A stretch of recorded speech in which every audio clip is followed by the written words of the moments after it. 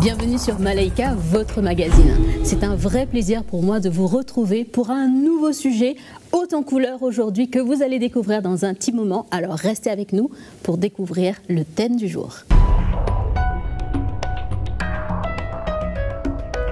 Voilà, la question à 1 million de francs CFA aujourd'hui, c'est est-ce mal de vouloir s'enrichir en tant qu'enfant de Dieu, en tant que chrétien? Est-ce que Dieu nous appelle à être prospères à tous égards comme prospère l'état de notre âme? Est-ce qu'on doit être riche comme Crésus? Qu'est-ce que le Seigneur attend de nous? On va essayer de répondre à tout cela et ce sera bien sûr la responsabilité de Mama Audrey.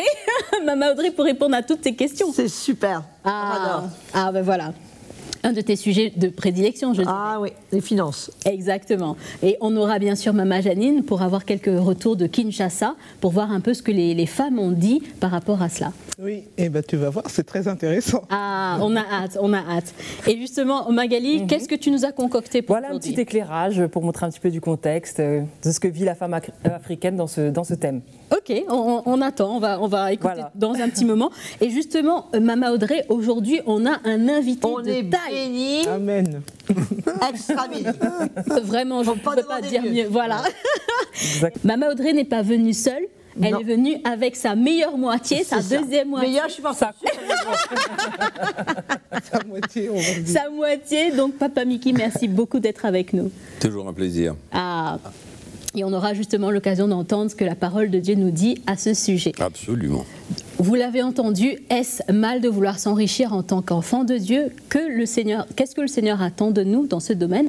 Vous allez le découvrir dans un petit moment, mais avant tout, nous allons passer à la rubrique de Mag. Voilà Magali, oui, revenons Nadège. Au contexte, aux définitions. Voilà, il faut revenir un petit peu au contexte parce que c'est vrai que actuellement, en tout cas dans le siècle présent, il y a de nombreuses femmes chrétiennes en Afrique qui se lancent dans les affaires et qui s'enrichissent et qui deviennent vraiment très très riches. C'est le cas par exemple dans un pays comme le Nigeria qui enregistre les plus grosses richesses au monde et il y a énormément de femmes qui sont chrétiennes, qui sont millionnaires dans ce pays. En tout cas, c'est ce que j'ai lu dans les différents articles. Tu bouges quand même, je Nigeria. Je crois que je vais faire Nollywood. On sait jamais, peut-être que ma carrière pour m'enrichir m'attend là-bas. Alors, donc ces femmes se lancent dans les affaires et c'est pour elles une voie vers l'indépendance économique, Papa Mickey, et le développement personnel et la contribution aussi positive à la société. Mais cependant, ce que je peux observer, en tout cas dans ce que j'ai pu lire, c'est que cette ambition, elle peut parfois susciter des interrogations sur la compatibilité entre la recherche de cette richesse, enfin pas vraiment cette richesse, mais cet enrichissement, si vous voulez, ce statut et les principes chrétiens.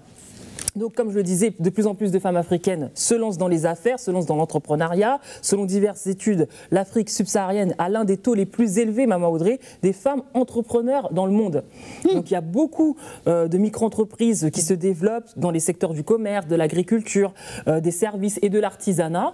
Et il y a énormément de femmes aussi qui se lancent dans le business financier. Et ça fonctionne énormément et beaucoup d'entre elles s'enrichissent. Non seulement elles sont aidées par le gouvernement, mais il y a aussi toutes ces incubations. Je ne sais pas si tu connais Mama Audrey, ce sont en fait des accélérateurs qui soutiennent spécifiquement les femmes entrepreneurs et c'est des programmes de mentorat, de formation pour qu'elles puissent développer leur entreprise. Et beaucoup d'entre elles s'en sortent et deviennent prospères de cette façon.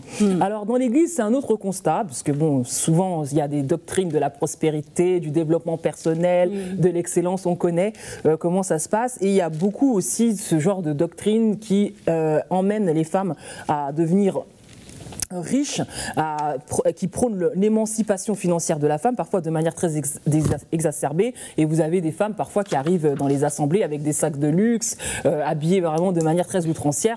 Et ça traduit un petit peu les excès. Mais néanmoins, vous avez aussi toute cette volonté de s'enrichir, mais pour l'avancement du royaume. Vraiment, ce sont des femmes qui s'enrichissent, mais qui veulent semer, qui veulent aider la communauté, qui veulent participer à l'éducation des enfants et des jeunes. Donc, c'est pas toujours négatif. Ce qui est négatif, c'est ce qui est positif, c'est tout ce qui est femme vertueuse. On cite souvent le proverbe 31. Cette femme qui est entrepreneuriale, qui est diligente dans ses affaires, qui est bienveillante envers sa famille et sa communauté. Et ce qui est plus négatif, si vous voulez, c'est toutes les figures de personnes dans la parole de Dieu qui étaient riches.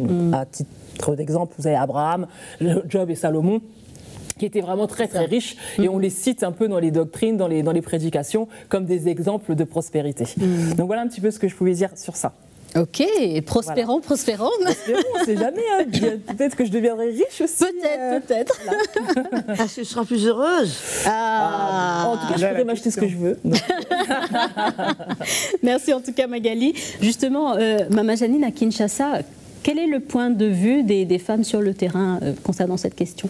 Alors à Kinshasa, il faut savoir, Maman Audrey et Papa Miki, qu'il y a une vraie fascination pour l'argent et tout ce qui est dans le milieu chrétien, j'entends, hein, l'argent et la réussite matérielle.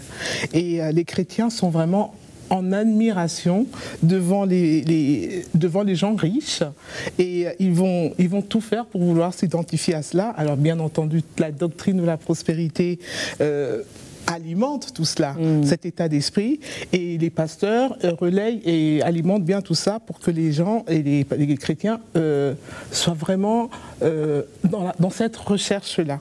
Et juste pour vous donner quelques exemples de prédications qu'on peut trouver sur la toile à Kinshasa, par exemple, comment quitter la pauvreté, voilà comment devenir riche, voilà comment gagner 10 millions de dollars. Hein? Je pourrais avoir la recette? Bah, tu donnerais le bien, alors. J'aimerais bien aussi l'avoir. Ça peut servir. Tu es riche, tu veux être riche, écoute ça. Ça, c'est des titres qu'on trouve de prédications. Et ce sont des prédications qui font vraiment beaucoup de vues. Beaucoup de chrétiens vont regarder ces choses-là parce qu'il y a vraiment cette volonté de vouloir devenir riche et prospère. Et les chrétiens congolais, pour eux, c'est quelque chose de... C'est pas du tout un tabou. C'est pas du tout un tabou. Un des témoignages que j'ai reçus et qui revient souvent, c'est pourquoi on ne devrait pas s'enrichir ici-bas, si le Seigneur nous bénit sur cette terre, il faut profiter. Et d'ailleurs, il faut tout faire pour que sur cette terre, nous puissions être bénis, être riches, et peut-être aussi pour bénir l'Église, etc. Mais il y a vraiment cette acceptation, cette fascination, comme je disais tout à l'heure, par rapport à la richesse. Et les témoignages que j'ai pu avoir aussi sur le terrain, c'est que les chrétiens disent, le Seigneur ne s'appelle pas à la oisiveté. Et la oisiveté, quelque part, c'est un manque de responsabilité. Bon, maintenant, trouver le juste milieu, et qu'il faut absolument pourvoir aux besoins de son foyer et s'enrichir. Et il cite souvent Abraham, Isaac, les patriarches, que c'était des gens Salomon, qui étaient riches à souhait, et que c'était une bénédiction qui venait de Dieu. Et donc sur le terrain, il y a vraiment cette fascination, cette recherche de la richesse. Alors c'est relayé dans le milieu politique aussi, où il y a beaucoup de personnalités qui sont riches, qui ont des belles voitures, des belles maisons, et dans toutes les séries aussi qu'on voit à la télévision.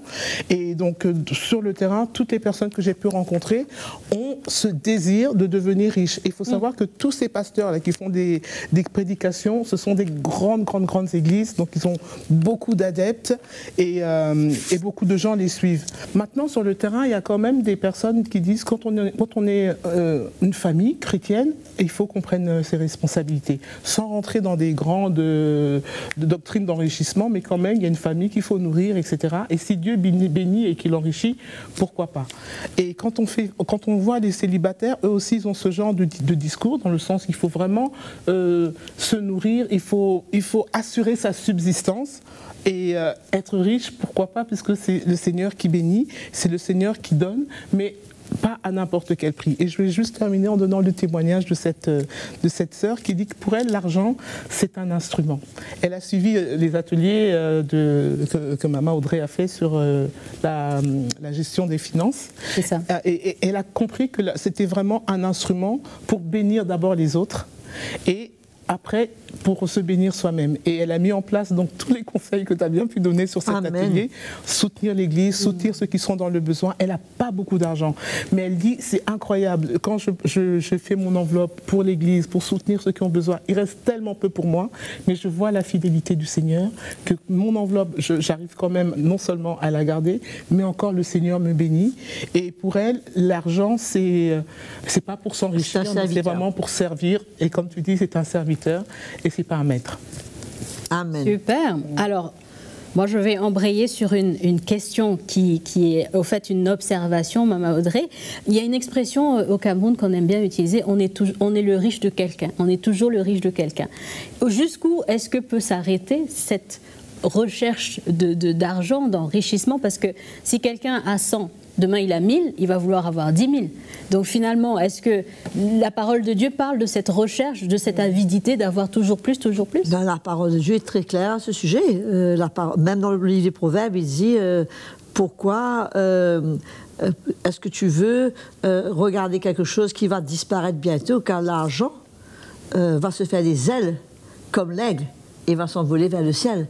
Et la parole de Dieu dit aussi, ceux qui veulent s'enrichir, c'est un avertissement qui parle de ceux qui veulent s'enrichir. C'est tout à fait légitime de vouloir prendre soin de ses enfants, mais ce serait vraiment bien avant d'avoir 8 qu'on les calculait, qu'on n'avait pas les moyens de s'occuper de 8. Mais maintenant qu'ils sont là, si on peut s'occuper, il n'y a pas de problème. Mais il ne faut pas que le but soit de s'enrichir. Si je suis là pour aider mon mari, ce n'est pas ma carrière, ce n'est pas de faire des grandes études.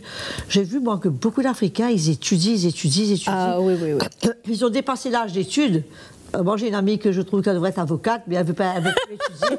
On ne citera pas son nom. Mais elle se reconnaîtra. C'est jamais assez. Et ce désir de s'enrichir pousse les gens à quitter leur pays, pousse les gens à quitter l'appel de Dieu pour eux, pousse les gens à aller chercher leur richesse et leur bien-être dans d'autres pays du premier monde, en Amérique et ailleurs.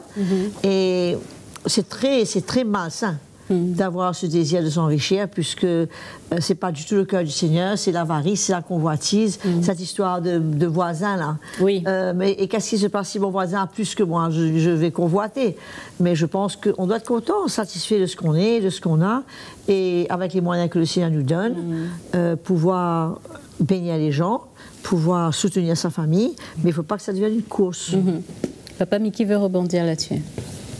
Moi, je veux rebondir très facilement. Ne rebondis pas Théo.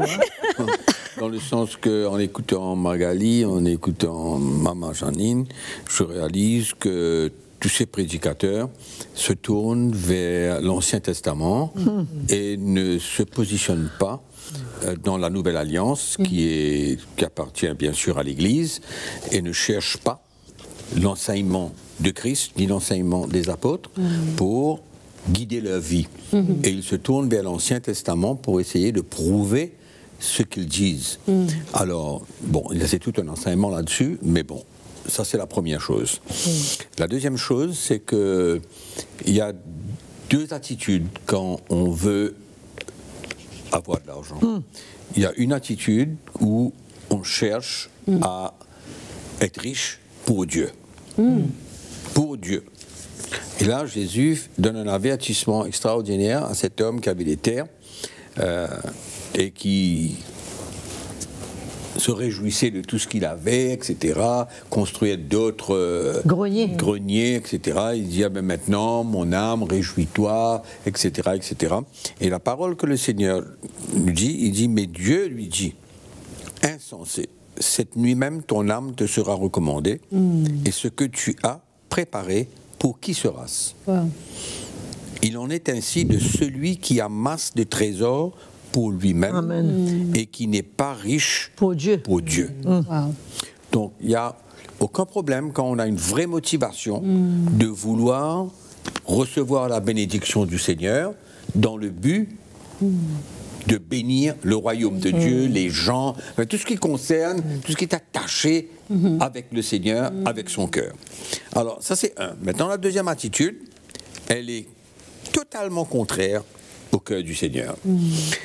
Le thème de notre partage aujourd'hui, c'est jusqu'où faut-il... Est-ce mal de vouloir s'enrichir? C'est ça. Mais la parole de Dieu est vraiment clair. Il n'y a pas peut-être, il n'y a pas, je pense, Paul dit, ceux qui veulent s'enrichir tombent dans la tentation. C'est ça.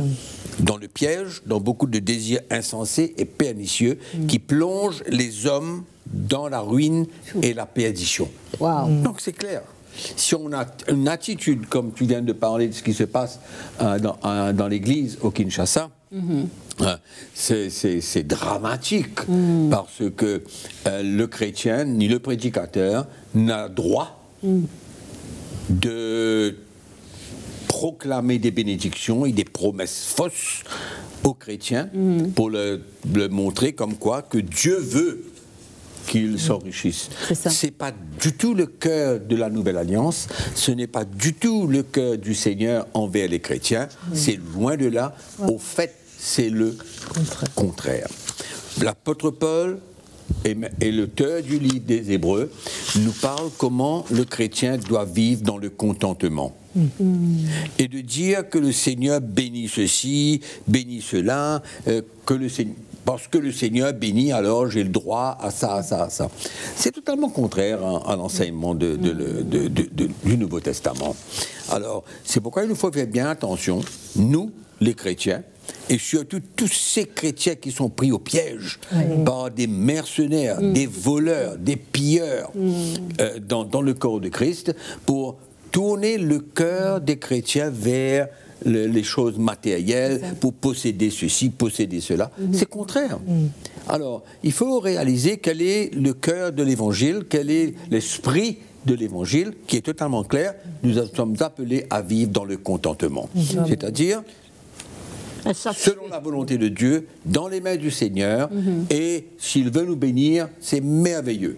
S'il veut nous enrichir, c'est merveilleux. Mais que ce ne soit pas notre démarche, parce que Paul parle de la cupidité. C'est ça. De faire mourir en nous les désirs. Les désirs selon la cupidité, c'est-à-dire chercher davantage de s'enrichir. Donc la question, c'est-à-dire la réponse à la question, elle est très très simple. Non. Il n'y a pas de ligne, il n'y a pas aucune ligne, c'est une attitude que nous avons portée dans notre cœur et que nous avons besoin de dire, Seigneur, merci, tu es celui qui me bénit, tu es celui qui pourvoit mes besoins, je suis prêt à n'importe quoi. Être satisfait. Être satisfait, satisfait. Une satisfaction de marcher avec le Seigneur et de se dire, ben voilà, si le Seigneur conduit de cette manière et veut m'enrichir, gloire à Dieu, mais avec toujours cette motivation de se dire que si le Seigneur m'enrichit, c'est pour le royaume de Dieu et pour les autres et pour construire la vie des autres. Moi, ma question, ce que je voulais poser à Papa Mickey, c'est souvent aussi ce qui est décrié, c'est toute cette pensée autour du misérabilisme, que le chrétien doit toujours se contenter du peu, etc. Et est-ce que ça, c'est, comment dire... Est-ce que c'est aussi ce que le Seigneur veut, qu'on reste dans notre état en fait? C'est ça que je voulais dire, parce que souvent dans les lectures que j'ai faites... Qu'on reste pauvre, quoi. Voilà, qu'on reste pauvre. Souvent, dans les églises, ce qu'on entend, c'est, voilà, on est des chrétiens, on n'est pas appelé à rester toujours dans le même statut, dans le même postulat. On est appelé à grandir de progrès en progrès. Donc, ma question, c'est de savoir si, est-ce que c'est bien de rester aussi dans ce statut-là? Ça, c'est une question qui est venu sur le tapis dans l'époque du mouvement charismatique, qui a engendré toutes sortes de questions comme celle-là, parce que il faut retourner à la parole de Dieu. Il faut arrêter de penser, de dire est-ce que ceci, est-ce que cela, est-ce que cela. Nous avons besoin de nous limiter à la parole de Dieu. Jésus a dit quoi? Cherche le royaume de Dieu. C'est ça qu'il a dit. Cherche le royaume de Dieu et toutes les choses vous seront données en plus. Pas de problème. Maintenant, de se dire, ok, ben, moi je suis un chrétien, est-ce que je dois rester pauvre? C'est pas la question. La question n'est pas là. La question, c'est de se réjouir. Pourquoi essayer de trouver avec l'argent et les finances un moyen pour pouvoir négocier avec Dieu? Il nous faut avoir un cœur qui est satisfait de notre salut, de notre relation avec le Seigneur et d'être ouvert à tout ce que le Seigneur veut. S'il veut, comme je l'ai dit tout à l'heure, s'il veut me bénir, merveilleux, je le rends grâce. S'il veut que quelque part, je vive de la manière que je vis, gloire à Dieu. C'est pas de problème. C'est pas quelque chose que je dois activer en moi. Concernant l'argent. Je crois que le verset de Gaius qui dit je désire que tu prospères à tous égards, comme prospère l'état de ton âme, est un verset qui est pris hors contexte. Puisque quand le mot prospérer en dehors du mouvement de prospérité, si on va le dictionnaire, ça veut dire quelqu'un qui améliore sa condition financière. Ok. Ça ne veut pas dire de devenir riche. Ah, là, c'est une très belle nuance, Maman Audrey. Ça ne veut pas dire de devenir riche, mais le message de prospérité encourage les chrétiens à désirer de devenir riches. C'est ça. Autre chose aussi, la parole de Dieu, donc le Seigneur désire bien sûr qu'on améliore. Moi, je sais quand on est arrivé à l'île Maurice, on avait des gens qui étaient à bicyclette. Aujourd'hui, ils roulent des vannes. Il y avait des gens qui vivaient dans une chambre, qui a une petite maison aujourd'hui. Donc leurs conditions ont prospéré, ont amélioré. Écoute, quand on sert le Seigneur, c'est normal que le Seigneur prenne soin de nous. Le Seigneur le promet de prendre soin de nous. Mais par contre, il y a des moyens de prospérer. Il y a des moyens de soutenir, de semer. La Bible parle de la semence. La Bible parle, je ne parle pas de la bonne semence de la parabole. Hein.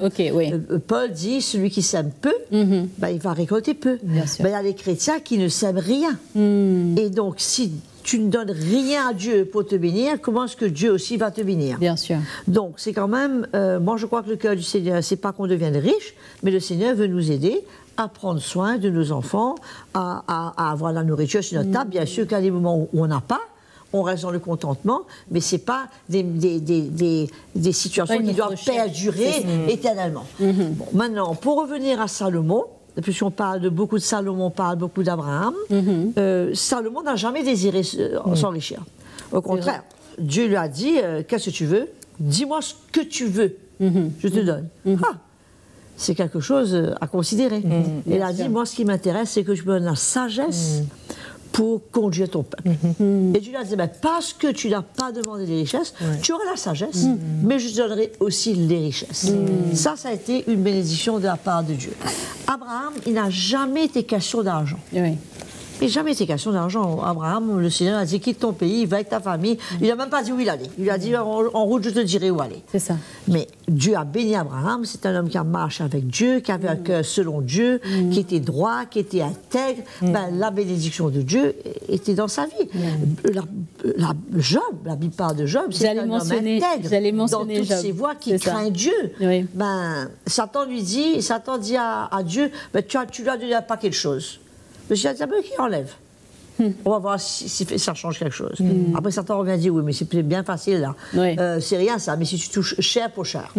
Si tu touches à chair, là, c'est autre chose. Mais en voulant dire, c'est pas les bénédictions de Job, mais du reste, quand Job a perdu ses enfants, il a tout perdu. Il a dit, Dieu a donné, Dieu a repris. Bon, c'était pas vraiment la situation, mais son cœur était OK dedans. Sa femme l'a dit, maudit Dieu, l'a dit non. Dieu a donné, Dieu a repris. C'était pour lui. L'argent n'était pas une question de remettre en question, c'était pas un point pour remettre en question la fidélité de Dieu, l'amour de Dieu, la sincérité de Dieu, les promesses de Dieu, ça n'avait rien à faire. Donc, finalement, c'est la différence. La différence, c'est dans l'attitude. Voilà. Dans l'attitude. Pourquoi? Parce que Dieu a voulu bénir Abraham, parce que Dieu avait un plan très spécifique selon les circonstances. Non, selon les circonstances du peuple d'Israël, et la même chose pour Salomon, etc., etc. Mais moi, ce qui m'inquiète dedans, moi, c'est que on cherche quelque chose dans l'Ancien Testament sans relier cela avec l'esprit de la Nouvelle Alliance. Alors c'est ça qui est très dangereux. Et pour dire maintenant, comme quoi que les gens ne donnent pas, ils veulent être bénis. Mais dans toutes ces grandes églises, des méga-churches, que ce soit en Afrique, que ce soit partout, mais les chrétiens donnent. Parce qu'ils veulent ils donnent parce qu'ils répondent à la demande. Pour s'enrichir. Donc il ne faut pas croire que les chrétiens ne donnent pas. Ils donnent plus que peut-être qu'ils devraient donner. Exactement. Pourquoi? Parce qu'ils cherchent quelque chose. Ils cherchent cette bénédiction, cette promesse, cette richesse, etc. Donc moi, j'ai pas de problème, moi, que le chrétien ait la foi pour des choses meilleures. J'ai pas de problème. Et je pense que le Seigneur n'a pas de problème, et la parole de Dieu, elle est claire. Donc il faut rester... dans la dispensation de l'Église et ne pas entrer dans la dispensation du peuple d'Israël pour prendre des exemples qui est dans un autre esprit. Pas du tout le même esprit, pas du tout. Il y a des exemples qui sont valables, que nous pouvons tirer profit de cela. Du reste, Paul le dit dans l'Ancien Testament. L'Ancien Testament. Oui. Paul le dit. Il y a les exemples de l'Ancien Testament où vraiment ça peut nous bénéficier. Nous enseigner des choses. Mais il faut rester dans l'esprit de la Nouvelle Alliance et ne pas entrer dans l'esprit de l'Ancienne Alliance. C'est là où le gros problème arrive. C'est pourquoi il faut rester dans le contexte de l'enseignement des apôtres et l'enseignement de Jésus. Alors, du reste, Jésus a dit, vous aurez toujours les pauvres parmi vous. Oui, exactement. Il n'a pas de problème avec cela. Il n'a aucun problème avec cela, lui. Parce que le Seigneur va au-delà de tout cela. Finalement, la recherche que tout le monde soit riche, qui est un peu l'enseignement qu'on entend aujourd'hui, que tout enfant de Dieu doit être riche, et finalement c'est une tromperie, c'est une erreur. C'est une vilaine tromperie. Pourquoi? Parce que ça emmène les chrétiens à tourner leur regard vers ce qu'ils peuvent avoir. Et tout ça c'est clair dans la parole de Dieu. Donc on ne peut pas... Il y a trop de mercenaires, il y a trop de voleurs, il y a trop de pilleurs. Moi, je crois que, si on passera le mot de la fin, je crois que ce qui est vraiment pas bon dedans, c'est l'insatisfaction. C'est ce sentiment d'insatisfaction, de compétition et de comparaison. Qui revient au contentement. Voilà, exactement. Voilà, et je crois que c'est cette insatisfaction qui fait que les gens recherchent plus, c'est ça qui est malsain. C'est ça. De rechercher que mes enfants ont une belle chaussure, il n'y a pas de souci d'avoir un désir.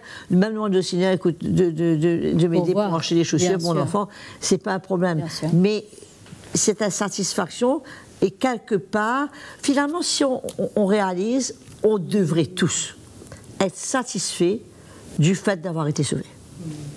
Ça devrait être suffisant. Exactement. Et on devrait, avec uniquement le fait d'avoir été sauvé, qu'on reste pauvre, qu'on est dans le manquement, qu'on est peu importe malade, tout ça, ce sont des plus en plus. Puisque le fait d'être sauvé devrait nous satisfaire une fois pour toutes. Exactement. Le reste, ça ne peut que s'ajouter et ça ne peut que être des bonus, mais ce n'est pas ça qui devrait être la source de notre joie. Amen, amen. Notre joie doit se trouver dans notre salut, dans le Seigneur.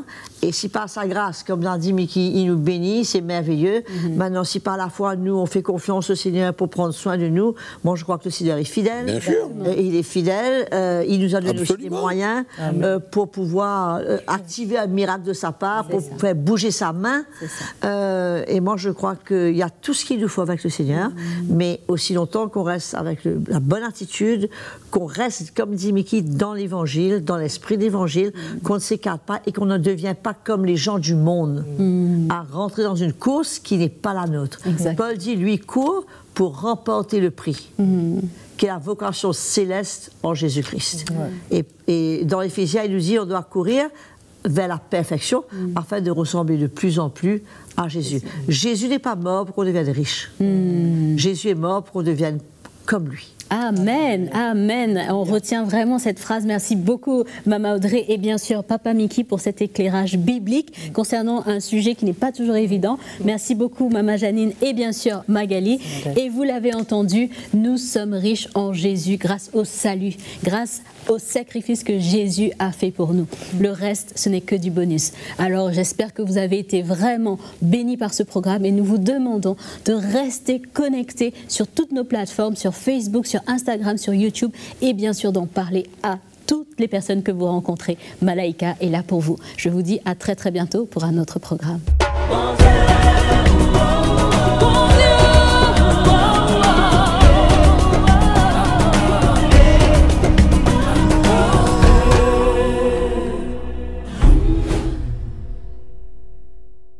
Merci d'avoir été avec nous sur Malaika. Si vous avez aimé ce programme, n'hésitez pas, abonnez-vous à notre chaîne YouTube Malaika et n'hésitez pas à cliquer sur la petite cloche pour avoir les notifications et être ainsi informé des nouvelles parutions de Malaika. Nous vous invitons aussi à partager le programme autour de vous pour bénir quelqu'un avec Malaika. Nous vous disons à très très bientôt.